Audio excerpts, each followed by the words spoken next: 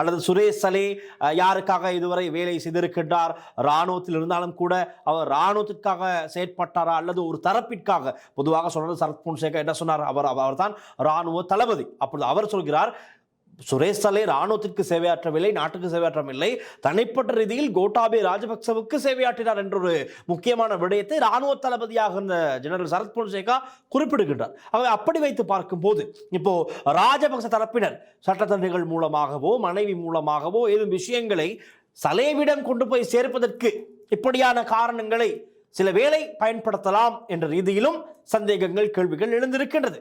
ஆகவே ஒரு பக்கம் இவர் பாதுகாக்கப்பட வேண்டும், பாதுகாப்பாக இருந்தால் மாத்திரம்தான் விசாரணைகளில் ஒரு முன்னேற்றம் காண முடியும். இதற்கிடையிலே இவர்கள் இந்த காரணங்களை எல்லாம் முன்வைத்து இவர் கொல்லப்படலாம், வாய்ப்புகள் இருக்கின்றது, அச்சமாக இருக்கின்றது, வீட்டில் சமைத்து கொண்டு போக வேண்டும், வீட்டில் உணவில் விஷம் வைத்து கொண்டு விடுவார்கள் என்ற காரணத்தை முன்வைத்து சந்திக்க சென்றால் அங்கு ஏதேனும் குழப்பங்கள், சிக்கல்கள் வரக்கூடிய வாய்ப்புகள் இருக்கின்றது. நான் நினைக்கின்றேன் சிஐடியினர் அதன் காரணமாகத்தான் இன்னமும் அனுமதி கொடுக்காமல் இருக்கின்றார்கள். ஆனால் இவர்கள் நீதிமன்றத்தினூடாக சென்று அந்த கோரிக்கையை முன்வைத்து அனுமதியை பெற்று சந்திக்க சென்றால் ஒரு சில வேளை மாற்றங்கள் வரலாம், அல்லது உள்ளே என்ன நடக்கின்றது என்பது குறித்து வெளியே தகவல்கள், ரகசியங்கள் கசியக்கூடிய வாய்ப்புகள் அதிகம். பார்க்கலாம் என்ன நடக்கும் என்று.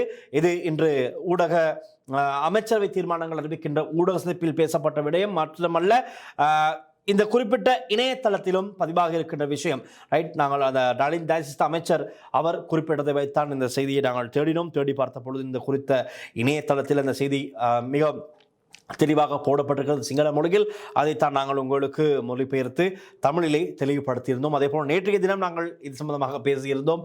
உண்மையாகவே சுரேஷ் சலே பாதுகாக்கப்பட வேண்டிய ஒருவர். ரைட், ஆகவே தான் இன்று இந்த செய்தி கிடைத்திருப்பதானது ஒரு மிக முக்கியமான செய்தியாக அமைந்திருக்கின்றது.